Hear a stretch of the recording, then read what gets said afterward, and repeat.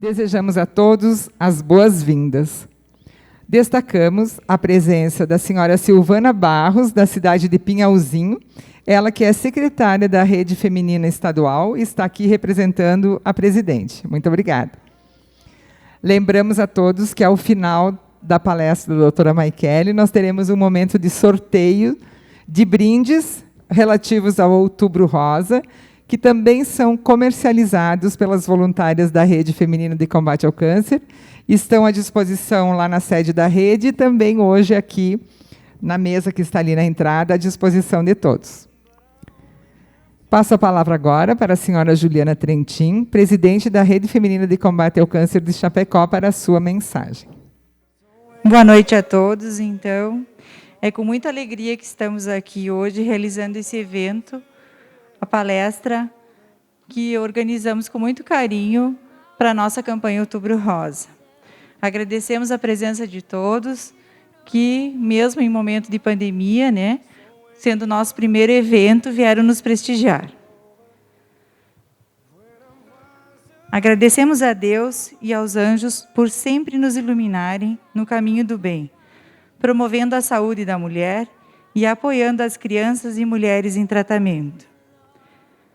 A Rede Feminina de Combate ao Câncer de Chapecó, há 39 anos, atua na promoção à saúde da mulher. O mês de outubro é dedicado ao cuidado com a saúde da mulher. Todos os anos, a Rede Feminina de Combate ao Câncer de Chapecó promove ações voltadas à conscientização do autocuidado, da promoção da saúde feminina e do diagnóstico precoce de 2 dos principais cânceres que atingem as mulheres, o de mama e o de colo de útero. Em 2021, a campanha Outubro Rosa tem como tema Seja a luz por onde você passar, e trouxe como símbolo o girassol, que é a flor do sol, representa a felicidade. A cor amarela das pétalas simboliza entusiasmo, vitalidade, refletindo a energia positiva que emana do sol.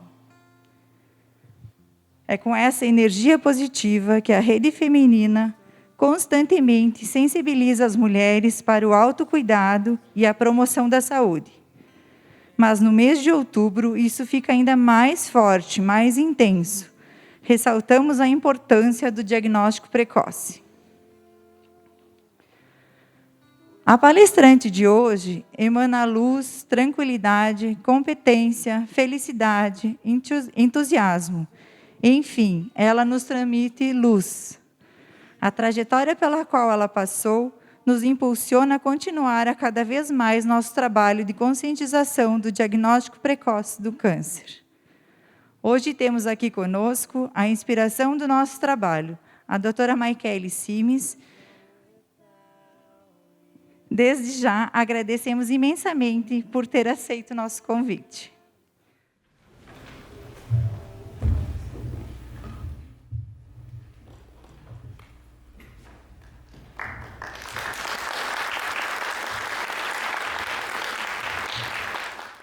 Agradeço a Juliana pelas suas palavras e vou fazer, então, a apresentação da nossa palestrante. É uma honra tê-la conosco, doutora Maiquele.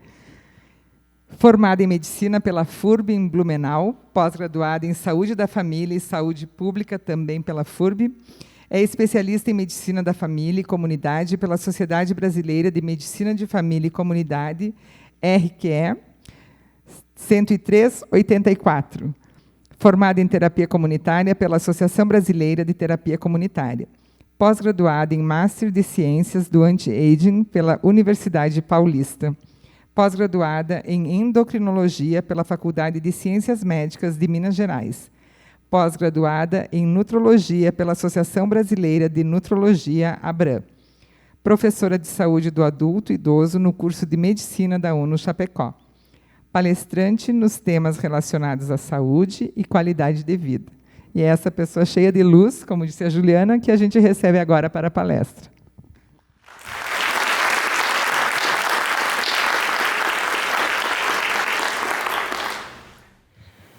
Sim, por favor. Boa noite. Eu vou falar daí de baixo. Senão a gente fica mais longe, né? Fica distante. E aí, assim, eu posso interagir melhor com vocês e eu mesmo passo a palestra aqui daí, tá? As meninas... Ju, obrigada pela apresentação, meu Deus. Né? Ano passado, quando eu tive o diagnóstico, as meninas da rede me convidaram também para falar, porque há muitos anos eu faço, no Outubro Rosa, palestras para a rede feminina. De Chapecó, Pinhalzinho, Concórdia, Xanxerê, Xaxim. Eu já fui para várias cidades aqui ao redor para fazer. E ano passado, quando elas me convidaram, eu não dei conta, porque eu estava vivendo a doença, né? Foi em agosto do ano passado que eu tive o diagnóstico. Então, naquele momento, ainda estava tudo em turbilhão, então eu não conseguia partilhar. Mas esse ano, quando elas me convidaram, já estava, né, mais organizada, aí a gente pode falar e partilhar desse momento. Fiquem bem à vontade para falar comigo, para conversar, para dar opinião, pedir tudo o que vocês quiserem. Se vocês me permitem, eu vou tirar a máscara aqui, porque senão falta ar, para falar rápido, para falar, senão falta ar. Nós vivemos todos, no último ano, 1 ano e meio, um evento coletivo muito difícil, que foi a pandemia. Todos nós passamos por momentos de dificuldade, momentos de olhar para a vida de forma diferente, quase como se o universo, como se estivesse convidando a gente para repensar algumas coisas. E quando a gente passa por uma pandemia, a pandemia é um termo médico que ficou bem falado agora, que é a ideia de a gente passar por uma doença que se dissemine pelo mundo inteiro. Mas pandemia é uma crise. Todo momento de crise é um momento de grande mudança. É um momento de grande transformação. Um momento muito difícil de ser vivenciado, mas que propicia muita transformação. Na medicina, crise de uma doença é um momento que decide a evolução dessa doença, que pode ser ou dá ou desce, né? Então, a crise foi o que todos nós fomos convidados a vivenciar. Mas, mesmo diante dessa pandemia coletiva, nós tivemos pandemias individuais. Cada um de nós, nesse ano, foi convidado e vivenciou uma pandemia individual. Teve quem passou por conflito familiar, tiveram divórcios, tiveram mortes, perdas, mudanças de trabalho, conflitos com os filhos, convívio que antes não era feito. Então, cada um de nós teve a sua crise, o seu momento de olhar para a vida, de ter que repensar, ou dá ou desce, né? Cada um de nós. E eu digo que a minha pandemia foi o diagnóstico do câncer de mama. Essa foi a minha pandemia, porque essa foi a crise que eu vivi enquanto pessoa. E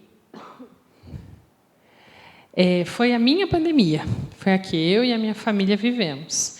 Não tivemos nenhuma morte próxima de coronavírus, não vivenciamos, né, muito perto, mas nós vivemos a pandemia do câncer de mama. Essa foto eu tirei no dia que eu fui consultar com o oncologista. Foi o dia que eu contei para todo mundo também que eu estava com câncer de mama. Eu já estava em tratamento, eu fiz o diagnóstico, aconteceu no dia 22 de agosto. Nunca mais vou me esquecer, né? 22 de agosto. Vinha há muitos dias já fazendo exames e tudo, depois eu vou contar um pouco mais, mas até que eu consegui falar para o mundo que eu estava adoecida, que eu ia fazer um tratamento, isso aconteceu no dia 10 de setembro. Então, teve esse período que eu só estava em casa, mergulhada naquilo com a minha família, sem ainda poder falar, sem poder, né? E foi o meu momento de luto, de sofrimento, de viver esse diagnóstico, de compreender. E aí eu coloquei essa foto, porque nessa foto lá na clínica, é a clínica Supera. O Dr. Mackey, que está ali atrás, meu médico, né, doutor? Está ali, foi ele que me operou, colega querido, ele que, né, me salvou, né? E então na clínica lá tem esse quadro que é da Marlova, que é uma artista daqui de Chapecó, que também teve câncer de mama e que nesse período também me deu muito suporte, porque ela e as mulheres do nosso grupo, que é Mulheres Rosa, elas todas passaram por câncer de mama e todas me contavam as suas experiências, e quando elas falavam eu escutava. Quando qualquer outra pessoa falava, não entrava. Mas quando elas falavam, entrava. Então, a Marlova, nesse quadro, fala do enfrentar, do seguir em frente, do superar. Por isso o nome até da clínica é Supera, mas do superar. Por isso eu coloquei essa foto. A gente tem... eu tive um diagnóstico precoce. Eu descobri o tumor com 0,8 centímetros. Eu não tenho história familiar de câncer de mama. Eu não tinha nenhum outro fator de risco, assim, né, que a gente imagina. Eu tinha amamentado, eu tinha tudo que a gente não fumava, fazia atividade física, estava com o peso adequado, me cuidava na alimentação.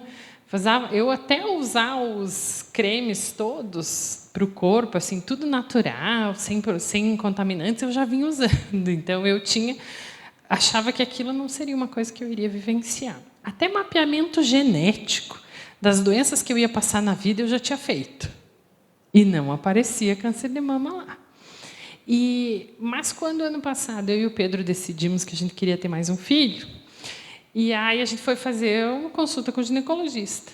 Eu estava com 37 anos. E eu pedi o ultrassom para mim mesma, de mama. Porque eu nunca tinha feito, vou fazer, né, para ver antes de engravidar. E aí fiz o ultrassom de mamas, e no dia do ultrassom, o astério da bioimagem disse: Mike, isso aqui não está legal. Eu olhei para ele: capaz? Como isso não acontece com a gente, né? Só com os outros, né? Capaz. E aí ele me disse: sim, tu já pode fazer a mamografia, porque eu não tinha me pedido mamografia, porque dói, né? Tinha pedido só ultrassom. Eu pedi só a mamografia, mas ele: não, tu já vai fazer a mamografia. No dia seguinte, eu mostrei para a ginecologista. Uma semana depois, eu já estava com a biópsia. Uma semana depois, eu já estava em cirurgia com o Mackay, com o diagnóstico. Quem me contou o diagnóstico foi o Mackay, porque ele recebeu o exame, né? E aí eu estava dando aula, quando ele e o Benito me ligaram, para me dizer: vai lá que tem uma coisinha lá, deu um tumorzinho com esse meu Deus do céu. Aí chorei no caminho do carro, até chegar. Cheguei lá, chorei na frente dele, né? Muito na frente dele, no hospital, na cirurgia, no pós-operatório, a semana toda, cada um que me olhava chorava, né? Normal, assim, né? Mas eu tive a graça desse diagnóstico com 0,8 centímetros. Porque, normalmente, quando você vai fazer um diagnóstico de um tumor, para você palpar ele no autoexame e perceber, ele vai ter mais de 1 centímetro. E aí, mais de 1 centímetro, a chance de ter uma metástase, uma disseminação local é um pouco maior. Então, eu tive a graça do diagnóstico precoce. Isso muda tudo para frente, o tratamento, né? A sobrevida. Claro que essas palavras agora eu posso falar para vocês, mas quando o Mackay me falava, não entrava muito também, sabe? Só conseguia pensar que eu não queria fazer quimioterapia. Ele me falava, eu dizia: não quero fazer quimioterapia, não quero fazer quimioterapia. E eu consultei 5 oncologistas, esperando que um me dissesse que eu não precisava. Mas todos me disseram que eu precisava. Aí foi, solucionado o estado, né? Mas quando a gente imagina o câncer e viver um câncer, a gente lembra disso aqui. Vocês lembram disso? Que fez um papel muito importante na vida, na disseminação do câncer, né? Na época ela fez transplante de medula, daí era uma leucemia que ela tinha e tal. Então foi da novela. Então todo mundo, quando ouve a doença, ou quando imagina um tumor ou um câncer, lembra disso. O fim dos tempos, né? O choro, a dor. E pasmem vocês, eu tirei essas 2 fotos, na sala de espera da radioterapia, porque eu estava lá para fazer radioterapia e estava me passando a novela com a mulher chorando lá do câncer. Pensei: vou tirar essa foto, vou guardar isso. E vi de novo aquela cena, do tamanho da dor, do tamanho do enfrentamento, né? Mas essa é a cena que ela vivenciou. O que a gente vivencia quando a gente tem a perda da saúde, ou quando a gente se vê numa situação diferente, ou mesmo a pandemia, quando nos falta algo que a gente goste muito, a gente vive o luto. E no luto, que não é só da morte de alguém, pode ser até por tirar um útero, a gente vive o luto da perda do órgão. Pode ser por romper um casamento, por sair de um emprego. Tudo que nos tira, o que nos faz falta, o que é diferente, nós vamos lidar com o luto. E quando a gente vive um luto, o que a gente sente? tristeza. Às vezes a gente até nega. Eu tinha feito, olha o que é a negação em pessoa. 2 semanas antes de eu fazer o ultrassom, eu tinha discutido um caso clínico de câncer de mama na universidade e visto todos os fatores de risco, tinha estudado tudo com os alunos. E levei para análise ainda, quando fiz o ultrassom, eu levei para minha analista e disse, bem capaz que eu vou ter um câncer de mama. Onde já se viu? E não me passava pela cabeça. Nunca. Negação. E foi o meu tempo de olhar para isso, assim. Às vezes a gente nega uma diabetes, uma hipertensão, tantas coisas, né? Um fim de um relacionamento, a gente nega. Porque é o nosso momento de enfrentar. Na pandemia teve bastante gente que negou ela por bastante tempo, né? Mas é o período de enfrentamento, a negação. Depois a gente passa pela negociação, aquela fase que a gente conversa com Deus e diz assim, olha, se tu me ajudar, eu prometo que eu vou ser melhor. Se tu fizer isso por mim, que é um enfrentamento. Pois a raiva, e tive os meus momentos de ficar brava também. Me lembro que o dia que eu estava sentada na sala de cirurgia para ser operada, aí a colega médica, a doutora Estela, muito querida, que trabalha junto com a Kay, também ajudou na cirurgia, ela chegou do meu lado e falou assim, não precisa chorar, Mike. Eu olhei para ela e disse assim, me deixe chorar. Se tem uma coisa que eu posso fazer nesse mundo é chorar. Ela até se assustou, assim, deu uma recuada.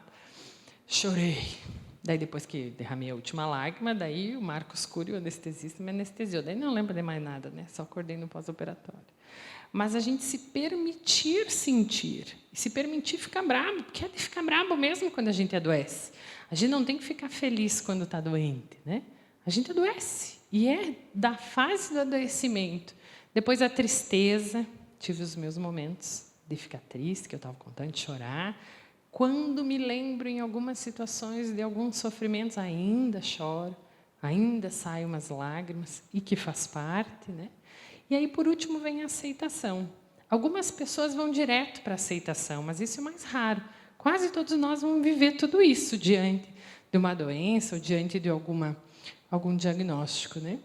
E aí vem o câncer e o estilo de vida. A gente sabe que hoje o maior fator de risco para câncer no mundo em geral, assim, é a exposição ao estresse, a correria do dia a dia, a alta cobrança, né? E tanto que nós tivemos ali aquele período que nos Estados Unidos teve aquela crise econômica, imobiliária grande, teve um aumento de 30% dos cânceres lá. E nós vamos viver agora pós-pandemia isso também, tanto pelo estresse que nós vivemos quanto pela dificuldade das pessoas procurarem ajuda. Muitas mulheres nas redes sociais, desde que eu decidi partilhar aquilo que eu estava vivendo, me buscavam dizendo, eu não fui fazer o exame porque era pandemia, eu não fui fazer isso porque tinha que esperar para fazer biópsia, e foi se atrasando os diagnósticos. Então, a importância da gente se olhar independente do que está acontecendo no mundo, né? Porque as doenças elas vão aparecer, mesmo nesse momento.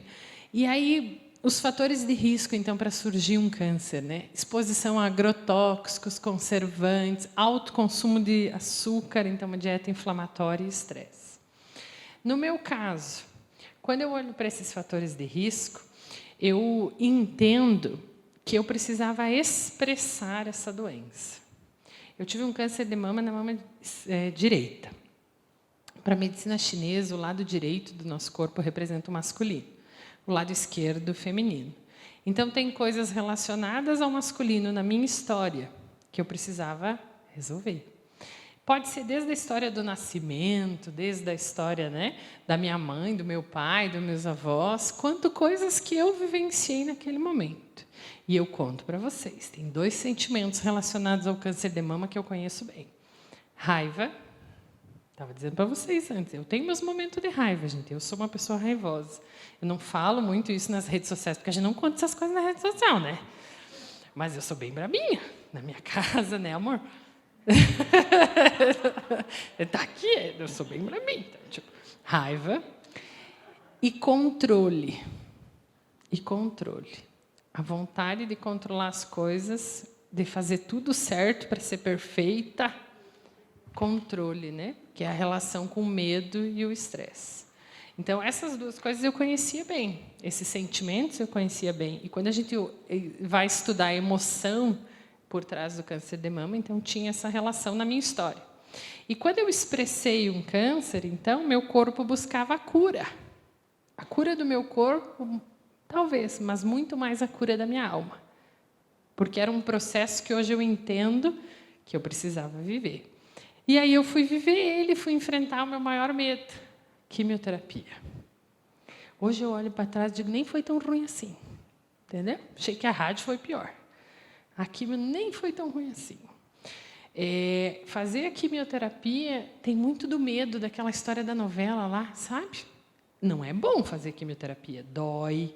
O medicamento, quando entra na veia, dói. A gente sente frio, tem medo, tem angústia naquele momento.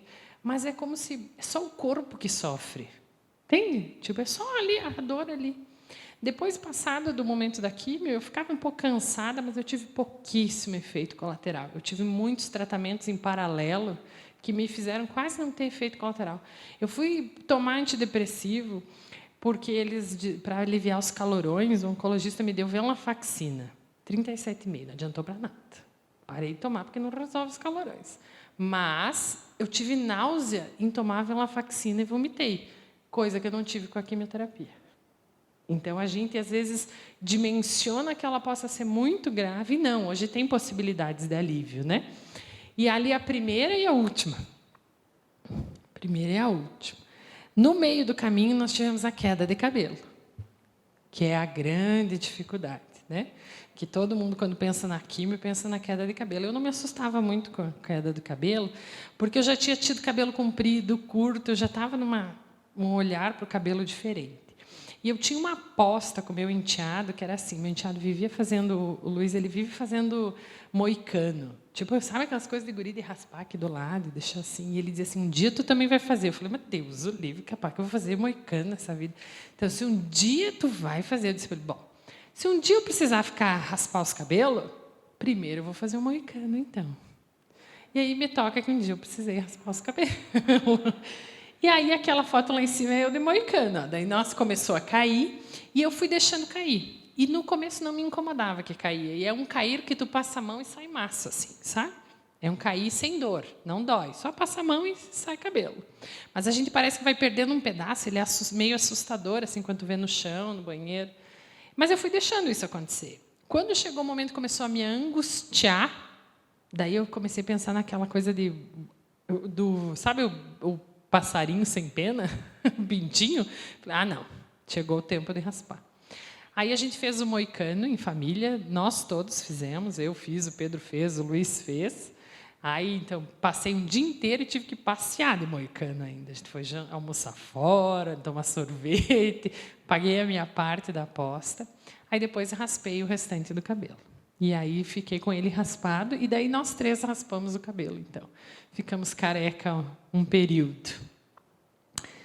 Claro que, enquanto a gente está bem, a gente nem para pensar muito assim, o quanto eu me cuido, o quanto me olho, né? Quando está vivendo bem, está tudo bem, né? Para que eu vou olhar, né? Mas quando a doença bate na porta, ou quando vem uma pandemia, daí imunidade, é um tema que todo mundo começa a pensar, né? Aí a doença vem e nos faz olhar para a nossa vida, para o nosso dia a dia. E nesse processo de adoecer, eu passei a olhar para tudo que eu fazia. E eu fazia muita coisa, gente. Nem eu dimensionava que eu fazia tanta coisa. Eu fazia muita coisa de trabalho, mas fazia muito trabalho voluntário. Tinha semanas que eu trabalhava manhã, tarde e noite. Não tanto na clínica, mas fazendo palestra, dando aula, em atividades extras, eu estava sempre envolvida. Então, os meus dias eram muito cheios. E, naquele momento, eu saí de tudo. Vou dizer para vocês que eu saí de 30 grupos do WhatsApp. E foi tão bom. Nem eu sabia que ia ser tão bom. Não ter o celular tocando tanto, ou chamando tanto, ou querendo tanto. Saí de todos os grupos. Fiz um texto dizendo, vou sair dos grupos do WhatsApp, vou me cuidar, vou me deixar. Parei até de trabalhar naquele período. Não consegui, naquele momento, olhar para o paciente e olhar só para ele. Eu tentei atender. Mas teve uma paciente que sentou na minha frente e começou a dizer que doía as costas e tal. E realmente ela estava doente, ela estava com dor. Mas eu só conseguia pensar, criatura, estou com câncer de mama, o que é uma dor nas costas? Daí eu não consegui atender. Lógico, né? Se eu não consigo olhar para o outro e ver a dor dele, e vejo só a minha, era o meu tempo de parar. Daí eu parei. E parei de trabalhar. E fiquei todo o período voltei em janeiro desse ano. Mas eu fiquei 6 meses afastada, né? Claro que a gente olha para a doença e parece que ela é o todo da nossa vida. E ela é tudo que há. Mas há muito tempo na universidade, sou professora na universidade da medicina aqui desde 2008. E isso é o que eu dou aula. É sobre isso aqui, sobre não olhar para as pessoas e para os pacientes como uma parte quebrada, como uma doença, como um fígado, como uma mama, como um tumor. A gente é muito mais do que a doença. E estar saudável é algo muito maior do que só não estar doente, né? Então, quando eu olhei para mim disso, eu comecei a pensar em tudo que eu vivia na minha vida e tudo de bom que eu também tinha naquele momento para enfrentar isso, né? E eu perguntei para o Pedro essa semana, quando estava me preparando para a palestra, qual foi o pior momento do câncer para ele. E ele me disse que foi o diagnóstico. O meu pior momento foi ser paciente. Não foi o diagnóstico. Foi sair da condição de escolha para ter que entregar, aceitar e dizer, faça o que tem que ser feito. Isso foi o pior. Para mim foi o mais difícil, que é perder o controle, né? Que era realmente o que eu tinha que aprender, literalmente, né? Só que a partir do momento que eu compreendi que aquele era o meu aprendizado, que não adiantava me debater, que se eu construir internamente um câncer, se a vida colocou no meu caminho um tumor, é porque é aquilo ali que eu tenho que viver. Não tem outro caminho. Aí eu relaxei. E pude parar de estudar um tempo. Sabe como eu funciono assim? Tem uma doença, tem um paciente, algo novo que chega, um tratamento novo, eu estou sempre estudando, sempre aprendendo, sempre buscando. E quando tinha alguma coisa na minha vida que acontecia, baixava artigo, às vezes a Sofia tinha febre de madrugada, estava eu lá estudando. Causas de febre em criança, sempre. Estudando, estudando, estudando. Por isso estudei tanto. E hoje, quando eu olho para isso, eu falei, eu estudei demais. No sentido de que investi muita energia nisso. E aí, daquele período de tratamento, e quando eu disse, chega de controlar, eu parei de estudar. E deixei. Confiei em quem ia me cuidar. E escolhi. De cirurgião Mackey, depois de oncologista foi o Dr. Jorge aqui, eu me tratei pelo SUS, né? Eu faço hoje ainda um tratamento pelo SUS, e um oncologista de São Paulo, que foi meu professor.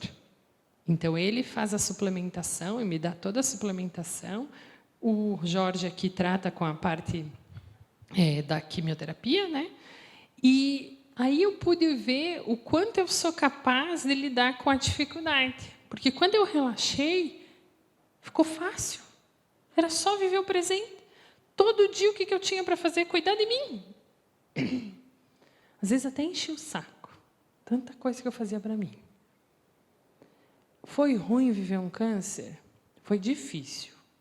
Foi a pior coisa que eu já vivi? Não. Eu já vivi coisas mais difíceis. Então, viver o câncer trouxe para mim muitas outras coisas. E esse rapaz, psiquiatra, Viktor Frankl. Viktor Frankl foi um psiquiatra que ficou internado. Ele ficou dentro de um campo de concentração, na época do nazismo. E ele lá começou a perceber que as pessoas, diante daquela dor, nem todo mundo estava em sofrimento. Que as pessoas que não estavam em sofrimento eram aquelas que, naquela situação, começavam a construir vida. Um cuidando do colega de cela, ou ensinando o outro a cantar, escrever, desenhar, iam construindo vida dentro daquela situação. E aí ele veio com essa teoria de que, independente da gravidade da situação que você vive, você sempre tem a escolha de como você vai passar ela. E que se eu não posso mudar uma situação, eu posso me mudar, me transformar. E eu, pela primeira vez, não controlei. Nem as contas de casa eu olhava. Nada. Tudo foi. Aprendi uma outra coisa tão importante, pedir ajuda. Vocês sabem pedir ajuda? Pois é, eu tive que aprender. E uma das pessoas que me ajudou muito foi a Sandra, que está aqui, minha amiga. A Sandra, Sandra, cuida da Sofia. Sandra, me ajuda aqui. Sandra, me ajuda ali. E toda a minha família teve que fazer coisas. E eu tenho certeza que para eles foi importante eles participarem e me ajudarem, sem eu tomar conta de tudo. Né? E, claro que para isso é preciso aceitar a minha condição de vulnerabilidade. Que eu sou gente. Que eu sou gente, de carne e osso. E fazer as pazes com o processo de adoecer. Porque na medicina a gente é treinado para não deixar as pessoas adoecer. E para se eu estou doente, lutar contra a doença. Como se a doença fosse do mal. E não é. Ela faz parte do meu processo de cura. E a doença é da vida. Não tem como passar pela vida sem adoecer. Faz parte. Só que na medicina a gente luta contra, a gente briga. Então eu fiz as pazes com isso. Passei a olhar para as pessoas que adoecem com mais afeto. Consegui até cuidar melhor depois disso. Então é preciso coragem para aceitar que a gente é de carne e osso, né? E essa foi a parte da radioterapia que eu fui lá. Estava carequinha já, as marcações da rádio, aquela ali é a primeira e a última. A primeira e a última rádio. Eu achei fazer rádio difícil. Não pela dor local, porque não é só localmente, não incomodou tanto. Tinha uma sensação de queimadura, assim, mas bem simples. Eu achei difícil pela situação que a gente é exposto na radioterapia. Bota tudo as mulheres. Era fácil saber o tipo de câncer das pessoas. Todas as mulheres de avental em cima. E todos os homens sem a calça e avental embaixo. Próstata e mama. Todo mundo sentado em círculo, esperando a sua vez, assim. Então, a exposição de estar lá e viver aquela situação, eu achei sofrida. Achei bem difícil. Todos os dias, por 3 semanas. Foi o esquema que eu fiz. Né? Então, eu achei sofrido estar lá. Sofrido aquele olhar, sofrido ver aquilo. Me deu a sensação de conviver mais com a morte do que quando eu estava em quimioterapia. Quando eu estava em quimioterapia, eu tinha a sensação de conviver com a dor, né? A dor do corpo físico. Mas na rádio eu tive a sensação de olhar mais perto para a morte. Talvez porque os casos mais graves estavam lá também, né? Então eu vi pessoas adoecerem mais gravemente na radioterapia. Então eu achei difícil fazer rádio, mas passou. Porque na vida tudo passa. Graças a Deus. Quando alguém me dizia, vai passar, me dá vontade de dar um soco. Não conseguia entender isso, porque aquele momento de dor não conseguia entender. Mas hoje eu entendo que tudo passa, porque um dia depois do outro vai passando, né? E passou. E passou a radioterapia e eu passei por isso tudo com mais facilidade, porque eu não perdi o meu foco. Independente de estar vivendo um momento de doença, eu tinha que cuidar da minha vida e cuidar de mim. E isso, depois de voltar a trabalhar, se transformou. Eu faço semanalmente coisas para mim. Eu fazia antes acupuntura, fazia reiki, mas não era toda semana. Era de vez em quando. Fazia exercício. Sempre fiz. Parei depois que a Sofia nasceu um tempo, mas agora voltei. Essa coisa de agora ser intenso. E o cuidar de mim hoje faz parte da semana. Então, eu tenho uma tarde e uma manhã da semana que eu só faço coisas para mim. Para que isso aqui não se perca. Porque muito mais importante do que o tempo de vida é como a gente vive. E pode parecer que a gente às vezes assim, mas eu quero viver mais. Mas a que custo e como? Eu quero estar aqui e estar bem, né?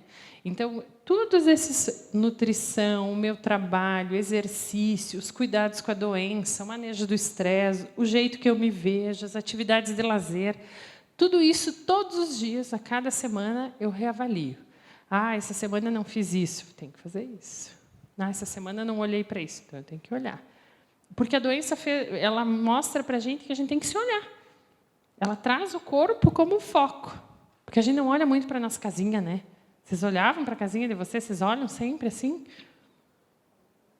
Para dos outros, porque a gente tem 2 olhos para olhar fora, né? Mas, assim, então, olhar para a nossa casinha e ver todos os dias o que eu faço. E isso eu fiz naquele momento e tive E tenho feito. E essa pesquisadora, que eu já usava esse slide, eu já usava nas palestras. Então, eu já sabia os caminhos. Olha só que incrível isso, né? Como a vida é um presente mesmo. Ela não se conformava que as pessoas morriam de câncer. Então, ela foi estudar, mas tem gente que vive, tem gente que sobrevive. E por que essas pessoas sobrevivem? O que elas têm de diferente? E ela catalogou 1.500 casos de curas no mundo, no mundo todo, ela pesquisou, de pacientes que eram doentes gravíssimos, daqueles que a medicina desacreditou e que se curaram. E ela catalogou o que essas pessoas fizeram de diferente, né? Porque tinha que ter alguma coisa comum, né? E aí ela descobriu isso aqui, ó. Eu separei as 3 principais, mas são os 9 fatores. Mudança radical na dieta, tomar o controle da sua vida e da sua saúde, que é essa coisa, minha vida tem que me pertencer. Porque até tinha uma outra pesquisadora que já tinha estudado doentes terminais, ela chama Brownie Ward, é uma enfermeira, e ela fala dos 5 maiores arrependimentos diante da morte. E ela fala que um dos arrependimentos eu me arrependo de ter vivido a vida que os outros queriam, e não aquela que eu, de fato, queria. Então, aqui ela coloca, olha, como um dos principais fatores, é eu tomar as rédeas, né? De eu poder olhar para isso.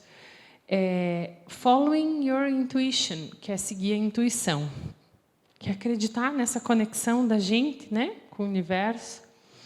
Usar ervas e suplementos, que é a ideia de não ficar só no tratamento convencional. Porque a gente, claro que tem o mérito da cirurgia, da químio, da rádio, mas hoje tem tantas outras coisas que podem ser feitas e que aliviam os efeitos colaterais, que aliviam tudo que a gente pode passar, que ajudam todo o metabolismo a funcionar diferente, né? Isso eu aprendi tanto que agora eu tenho ajudado alguns pacientes também. Eu tenho partilhado com algumas pessoas que estão vivenciando câncer, para que possam também passar por esse momento com alívio. E tive a felicidade, nesse primeiro semestre desse ano, de acompanhar 4 pacientes até o último minuto do segundo tempo, até que eles seguiram. E 4 pacientes que eram pacientes graves, que estavam em sofrimento, que puderam viver os últimos dias da sua vida com menos dor. Isso foi, para mim, foram grandes presentes desse processo. Porque tudo isso eu aprendi e pude usar, né? Release suppressed emotions. Sabe aquelas emoções que a gente engole? Libertar emoções que a gente engoliu. Eu estava falando para vocês da raiva e do controle, né? Está aqui, ó. Porque o corpo é quase como um dreno das emoções. A doença é quase um dreno do corpo. Então, quando a gente se liberta das emoções, também está procurando a cura. O aumento das emoções positivas. Tem uma melhora da capacidade imunológica quando a gente começa a cultivar emoções positivas. Não, claro, não é para fantasiar felicidade sempre, né? Não é para fazer de conta que está tudo bem. Mas começar a alimentar dentro de você esperança, vontades, olhar para você e ver as coisas boas. Sabe que essa parte... Eu nunca tive muito medo de morrer. Eu tinha medo de sofrer. Também não tinha problema nenhum em viver. Mas eu nunca tive uma coisa assim, eu quero ficar, sabe? Nunca tive isso. Para mim, estava tudo sempre bom.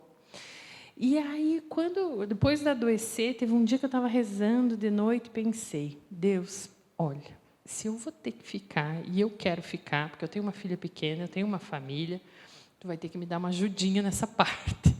Eu quero a vontade, esse desejo de querer estar, de querer fazer. E me lembro que eu dormi aquela noite e sonhei que eu tinha morrido, que eu tinha desencarnado, que eu estava no plano espiritual, estava bem faceira. Estava lá estudando, estava fazendo minhas coisas, bem de boa. E encontrei minha mãe, que tinha chegado no céu. Olha isso aí da pessoa. Tinha chegado no céu. E a minha mãe disse assim, ai, filha, quanto tempo que eu não te vi? Eu falei assim, como assim, mãe? Faz pouco tempo que eu te vi. Não, a Sofia já está grande. Ela está com 13 anos. Daquilo me deu um choque de pensar que eu estava bem lá, mas a minha filha estava sem mim, ela ia ficar sem mim. Eu olhei para a mãe e falei assim, não, mãe, como que eu fiquei longe da Sofia? Aí eu me acordei e disse, entendi o recado. Está aí a minha vontade, eu quero estar. e vou ficar. E eu olho para a Sofia e digo assim, até eu ficar velhinha, no mínimo uns 85 eu quero estar aqui. Nem que seja para brigar, mas eu vou ficar. E foi isso. Entende essa vontade, esse desejo? Um motivo pelo qual olhar para a vida da gente e dar propósito para ela, né? Eu encontrei isso na minha filha. O embracing seria o abraçar o suporte social. Ter suporte social. E aí é assim, eu nunca me senti só nesse momento de adoecer. Eu tive tanto apoio, tanta oração, tanta gente que me mandava pensamento positivo, dos meus pacientes, dos amigos na rede social, das pessoas que me conheciam, que me encontravam e me diziam assim, olha, tu vai ficar bem, eu tenho rezado por você, gente que eu nem conhecia. Isso é tão estruturante, parece que não, né? Mas olha só, está lá como um dos fatores. Esse é um suporte, que é criar uma rede de apoio. Tem alguns pesquisadores que falam que a gente cria biocampos, que como o nosso coração pulsa e cria um campo eletromagnético ao redor da gente, esse campo eletromagnético pode se conectar e nós podemos fazer biocampos de amor e mudar a frequência de vibração de um espaço, de uma pessoa, né? Por isso a oração para outra pessoa funciona, porque vai criando biocampos. Eu me lembro que eu participei de uma aula com o Deepak Chopra, que é um endocrinologista americano, e ele ensinou isso, de criar biocampo. Então, sempre que a gente emana amor, que a gente pensa em amor com alguém, tu está mandando realmente uma energia para aquela pessoa. E aqui, então, aceitar isso, né? E o próximo fator seria a conexão espiritual profunda. Isso, gente, se tem uma coisa que eu tenho na vida é fé. Se tem uma coisa que assim, eu tenho estruturado na minha vida é fé. E se Deus botou no meu caminho é meu, Ele confia em mim, e às vezes até converso com Ele assim. Eu não confio tanto em mim quanto você confia. Mas se você confia, em você eu confio.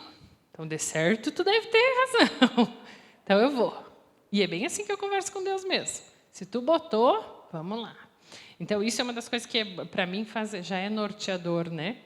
E aí tem uma razão muito importante para viver, que eu também contei para vocês, né? Então, essas são as mudanças e esses foram os parâmetros de cura que essa pesquisadora achou. E que não, claro que eu não tinha olhado para eles fazia tempo. Hoje que eu resgatei os 9 para olhar e pensei, tô na listinha, né? Tô na listinha, tô fazendo. Claro que é a base de cura pode ser a base de cura para muitas doenças, né? E aqui eu falo do suporte da família e do amor, porque a gente tem um pesquisador que ele fala, tem até um livro de psicanálise que é o livro da dor e do amor. E ele fala que a dor e o amor são os dois lados da mesma moeda. Então, no mesmo tempo que você tem uma dor gigante porque alguém não está perto, não te dá atenção, ou porque qualquer coisa relacionada a isso é a proporção do amor. É a mesma coisa. São sentimentos próximos. Então, no momento de maior dor física, eu tive o maior afeto, o maior amor, de suporte. Minha mãe, a Sandra está aqui, minha amiga, meu marido, minha irmã, minha filha ali, ó. E aquela foto do Pedro entrando na quimioterapia, eu me lembro que aquele dia, auge do Covid, não podia entrar. Daí tu tinha que subir sozinho para a quimioterapia, porque normalmente tu pode ir com acompanhante, né?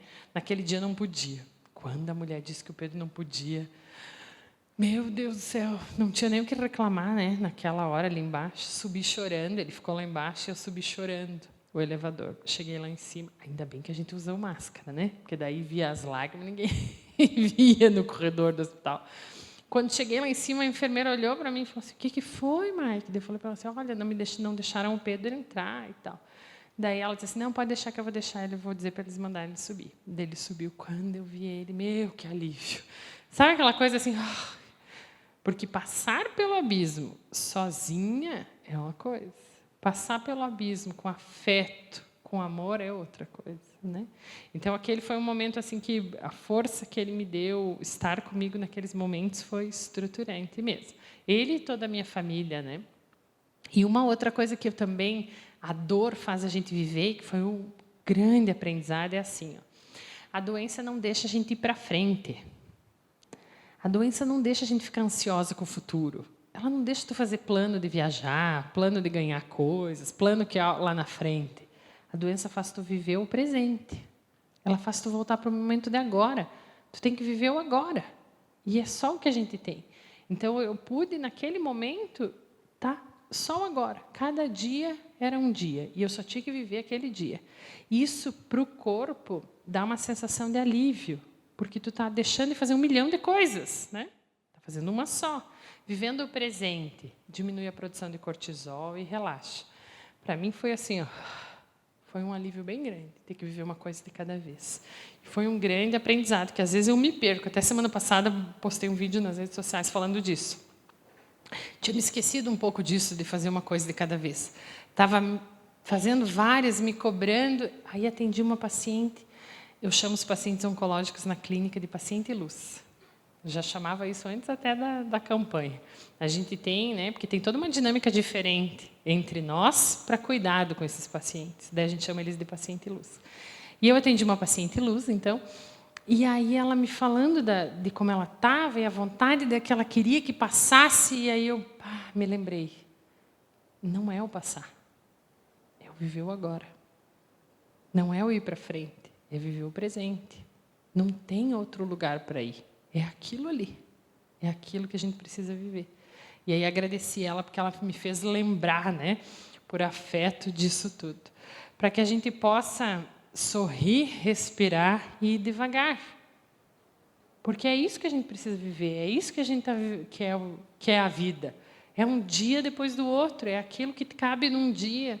É o convívio com a família, é a atenção no presente, é sentir aquilo que tu está fazendo. E quando a gente está na correria, a gente se anestesia.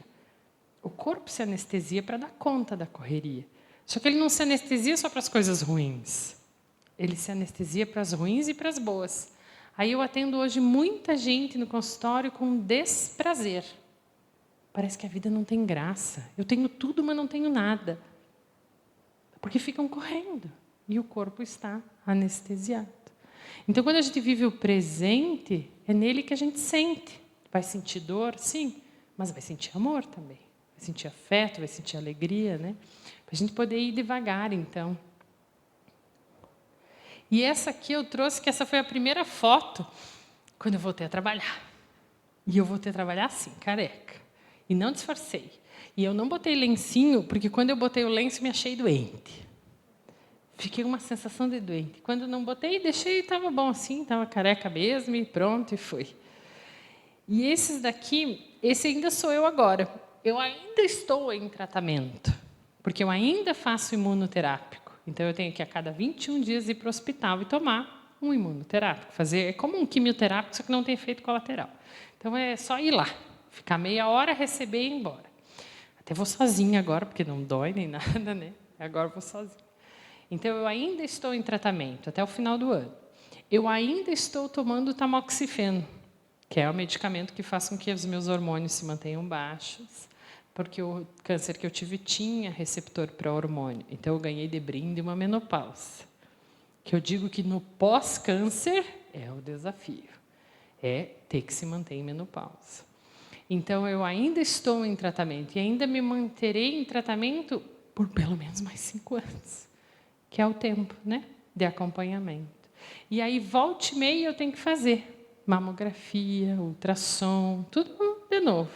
Cada vez que eu vou, a dor volta. Que aquele momento que tu vai lá, o frio na barriga, o que vai dar, o que vai acontecer. A hora que eu entrei nesse mamógrafo ali para fazer a mamografia, a moça me colocou, eu falei, bah, daí eu comecei a chorar.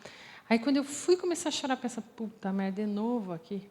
Aí, como estava tocando a música na rádio, começou a tocar a música que eu canto para a Sofia todas as noites. Todas as noites eu canto a mesma música, é uma música em inglês, que eu canto para ela dormir, e ela me pede, mãe, canta a música em inglês, eu canto para ela. E tocou a música, eu falei, não tenho nem o direito de entristecer, porque eu não preciso. É só uma mamografia. Aí fiz a mamografia, está tudo bem, graças a Deus.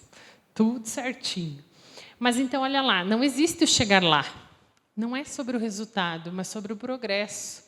Não é sobre a linha de chegada, mas sobre quem você se torna no processo. Porque é um processo. O câncer não é um evento, não é uma festa, não é um evento único, uma formatura que tu vai lá um dia, pá, fiz, pronto, acabou, deu, fica só com as fotos. O câncer é um processo de olhar para si, um processo de tratamento, é um processo de mudança de estrutura familiar, de reorganização da vida, de olhar, e isso vai ficar. É um processo. 5, 10 anos, dependendo de cada pessoa. Isso se eu não tiver que, daqui a um tempo, viver de novo e ter uma metástase, porque é o processo. É o processo. Então, não tem fim ou linha de chegada. Eu vou ainda viver isso por bastante tempo, né? Mas tudo bem, porque na vida, a vida não é uma questão de se encontrar. Nós não estamos perdidos por aí, virando a esquina, achando que vamos ficar pronto. Não, a vida é se construir. E a cada dia desse processo, eu me construo, me reconstruo, melhoro, aprendo, partilho, reclamo, brigo, choro, dou risada, partilho, e se a gente segue. E é a vida que é um construir-se, né? E que importante que é viver isso, né? Lá minha família carequinha, e agora quando eu fiz 40 anos. Fiz 40 anos e nós fomos viajar. Daí já estou cabeluda, né? Para mim, isso aqui está, meu Deus, sobrando cabelo. Tá ótimo já. Até nem quero mais que ele cresça muito. Sejam felizes. A nossa existência faz diferença. Nada seria igual se nós não estivéssemos aqui. Cada um de nós, cada um com a sua história, cada um com os seus momentos, cada um com as suas pandemias. Cada um de nós viveu a sua. E cada um de nós está no processo da vida. Obrigada pelos ouvidos e pela partilha.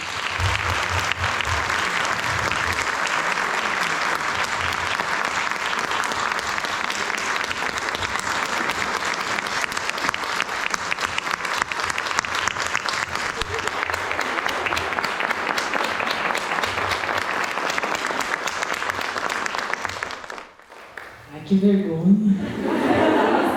Realmente é luz. Eu não preciso, eu vou perguntar para você. Você falou ali antes que você teve o apoio da sua família, do seu enteado, ali, de todo mundo. É um sofrimento porque muitas mulheres vão fazer esses exames, essas coisas, e eles... Primeira coisa, o marido é se separar, a família... Parece que as pessoas têm uma doença contagiosa, é muito triste isso, né? Sim, sim. Sabe que isso foi uma das coisas que eu também olhei e vi, também observando lá, nem todo mundo tinha suporte, mas nem todo mundo constrói relações. Nem todo mundo na vida constrói relações de cuidado, porque tem que ter na vida troca. Então, eu tenho que cuidar, mas eu também tenho que ensinar o outro a me cuidar. Eu também tenho que partilhar isso. E não é no câncer que isso vai se resolver. Ele vai só expressar o que já estava antes. Então, eu via muitas pessoas, às vezes, e as mulheres mesmo têm dificuldade, às vezes, de dizer, eu sou gente, tá? Eu preciso de ajuda, né? Eu preciso que você faça isso para mim. E nem é para mim, às vezes, é para nós, para a nossa casa. Você também tem que cuidar de mim. É uma troca. E a gente, às vezes, não mantém essas relações. E daí, naquele momento, isso é como uma ferida, né? Drena e vem para fora daí, né? E aí o casamento que já não estava aquilo tudo, claro que vai romper, né? Não, as relações baseadas em afeto puro, elas ficam mais fortes na dor. As relações que não são baseadas em afeto, elas se rompem. Daí é melhor que vá, né? Porque se é para incomodar também. Se não é para estar ali na hora, por favor, né? Também segue o rumo que vai embora, né? Mas eu escutei isso também lá, vi isso também, e me lembro de alguém contando de uma senhora que vinha de Xanxerê fazer quimioterapia de carro sozinha. Eu pensei, meu Deus do céu, tem pessoas que têm desafios ainda maiores para vivenciar, né? Realmente.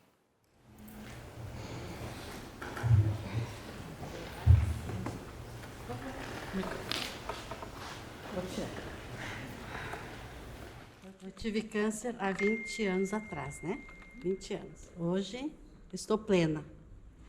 Passei todos os processos, que nem você. até ali da Camila, né? Foi na época. Daí, primeiro eu tive o meu câncer. Meu não, câncer não é nosso, né? Mas enfrentei. Depois de 5 anos, deu no meu marido. Mas ele não resistiu, porque foi na hipofaringe, né? Daí ele faleceu. Mas como eu já tive, né? Antes, eu soube suportar. Eu não entrei em depressão, nada.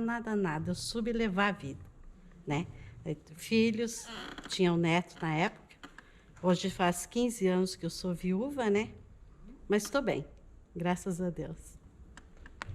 Que bom, gente, 20 anos, parabéns, que coisa boa. Daqui a 20 anos eu espero estar ali sentadinho no seu lugar, né? Que coisa boa, obrigada pela partilha. 25 anos. Ó, a Maricela, 25. 25 anos curando de câncer, olha só, que linda. Tamo junto. E nós duas somos da rede, né? Do Grupo Provim, anexo à rede feminina. Isso. Uma história muito linda. De superação mesmo. A de todos nós, né?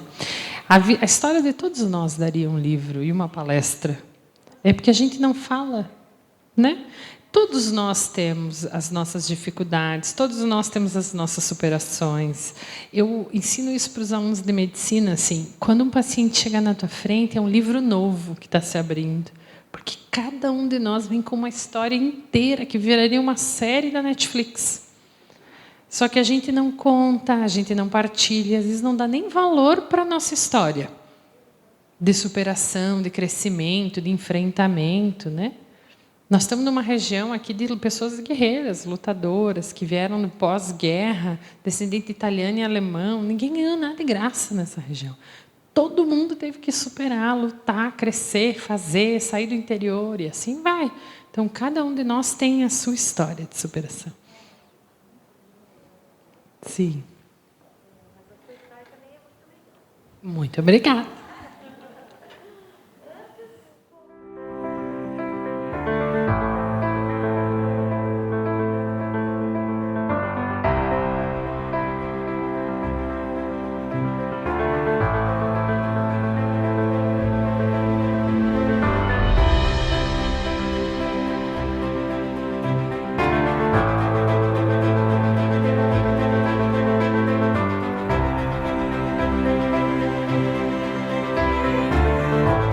Muito obrigada pelas suas presenças nesta noite. Tenham um ótimo retorno aos seus lares e até breve.